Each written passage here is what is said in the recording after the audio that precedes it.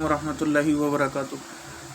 السطرہ یعنی سترہ نماز میں رکھنا، جو آگے سے بولتے ویسن للمصلی، اور سنت ہے مصلی کے لیے ان یدعو سترۃ امامہ اماما و منفردا، کہ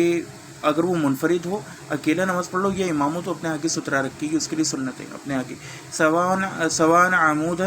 او حائطا او رجلا او دابۃ او شجرۃ، واما وضع الخط بین یدی المصلی فلا فقط ورد فی حدیث عند احمد و ابی داؤد وهو ضعیف۔ وہ کہتے ہیں کہ اس کے لیے جائز ہے کہ چاہے وہ برابر ہے کہ وہ کوئی ستون کے پیچھے نماز پڑھے یا دیوار کے پیچھے، یا کوئی بندہ اپنے آگے پیٹ کر کے بٹھا لے، یا کوئی جانور،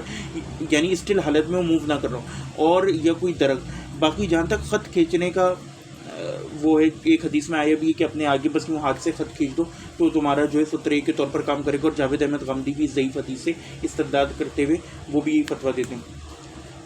تو یہ حدیث مسند احمد اور ابو داؤد میں آئی ہے، لیکن یہ ضعیف ہے۔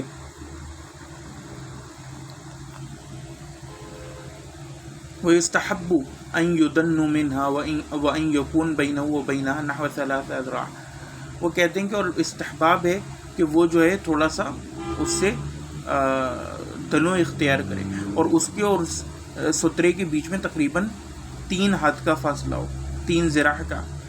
لما روا احمد و نسائی مالک نافع عن ابن عمر، جیسا کہ احمد اور نسائی نے روایت کیا مالک نافع ابن عمر سے، ان رسول اللہ صلی اللہ علیہ وسلم دخل الکعبہ وصلی بینہ و بین الجدار 3 أذراع، کہ نبی کریم صلی اللہ علیہ وسلم کعبے میں داخل ہوئے اور انہوں نے نماز پڑھی وہاں پہ، اور ان کے اور دیوار کے درمیان جو ہے جدار حائط، دونوں الفاظ دیوار کے لیے استعمال ہوتے ہیں، 3 ہاتھوں کا فاصلہ تھا۔ اخرج البیہقی من طریق حسن عن انس بن قال قلت یا این اضع بصری فی الصلاۃ، نہیں یہ تو عرب اس میں چلا جائے گا، احمد نسائی صحیح ہے، عند موضوع صح، عند موضع ثبوتک، صحیح ہے۔ السلام علیکم ورحمۃ اللہ وبرکاتہ۔